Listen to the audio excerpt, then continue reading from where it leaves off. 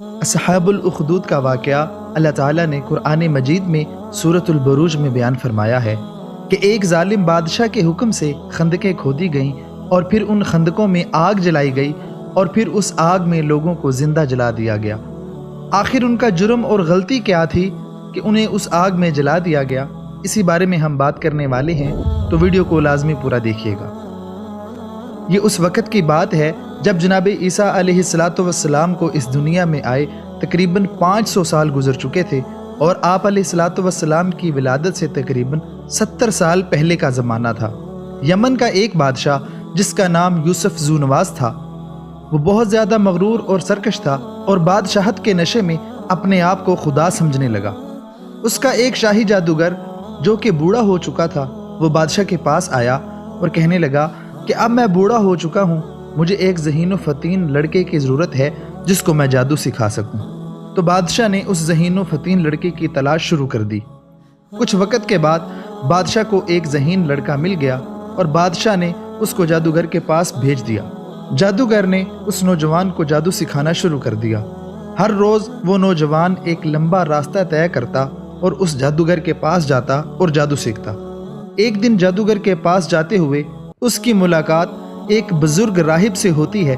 وہ اس راہب کے پاس بیٹھ جاتا ہے اور اس راہب کا کلام سننے لگتا ہے، جو کہ اس نوجوان کو بہت زیادہ پسند آتا ہے۔ تو نوجوان نے ارادہ کر لیا کہ وہ راہب سے بھی علم حاصل کرے گا۔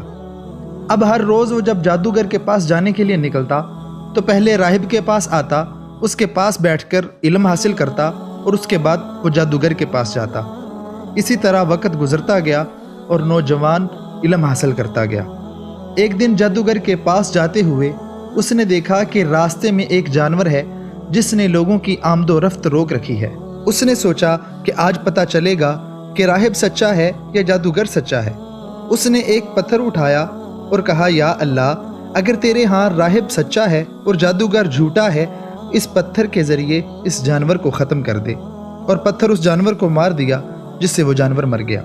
تو نوجوان کو علم ہو گیا کہ راہب کا معاملہ جادوگر کے معاملے سے زیادہ سچا ہے، لہٰذا اس نے جادوگر کے پاس جانا چھوڑ دیا اور راہب سے ہی علم حاصل کرنے لگا۔ لوگ اس کے پاس آیا کرتے اور وہ لوگوں کا جسمانی اور روحانی علاج کرنے لگا، جس سے لوگوں میں وہ کافی مقبول ہو گیا۔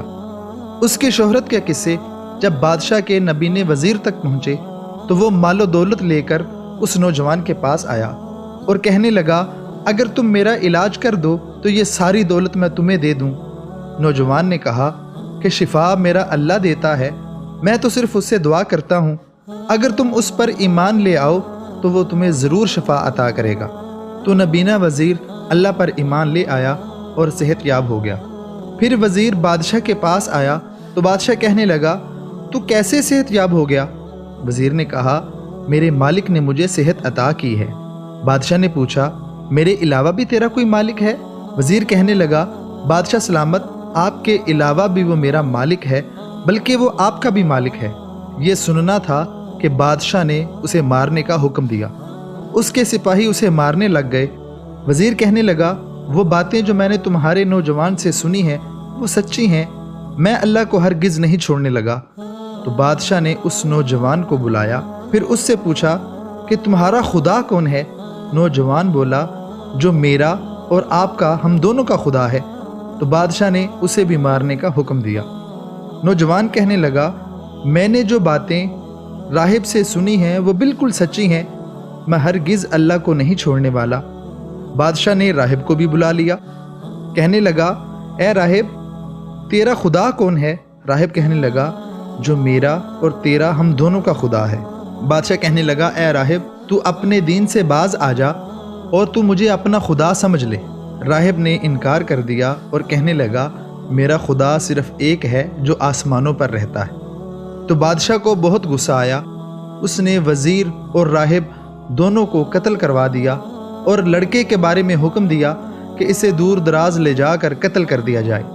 اس کے سپاہی نوجوان کو لے جاتے ہیں مگر اسے قتل نہیں کر پاتے۔ وہ نوجوان بادشاہ کے پاس آیا اور کہنے لگا، اے بادشاہ، اس طرح تم مجھے قتل نہیں کر سکتا، اپنے تمام لوگوں کو اکٹھا کرو اور ایک تیر پر اللہ کا نام لے کر مجھے مارو، جس سے میں شہید ہو جاؤں گا۔ تو بادشاہ نے سارے لوگوں کو اکٹھا کیا اور ایک تیر لیا جس پر اللہ کا نام لے کر اس نوجوان کو مار دیا، جس سے وہ نوجوان شہید ہو گیا۔ لوگوں نے جب یہ معاملہ دیکھا تو لوگ کہنے لگے، ہم اس نوجوان کے رب پر ایمان لائے۔ بادشاہ کو بہت غصہ آیا۔ اس نے اپنے سپاہیوں کو حکم دیا کہ خندقیں کھودی جائیں اور ان میں آگ جلائی جائے، اور جو اس دین سے باز آ جائے اسے چھوڑ دیا جائے، ورنہ سب کو جلا دیا جائے۔ اس طرح 70,000 کے قریب لوگوں کو اللہ پر ایمان لانے کی وجہ سے آگ کے اندر زندہ جلا دیا گیا۔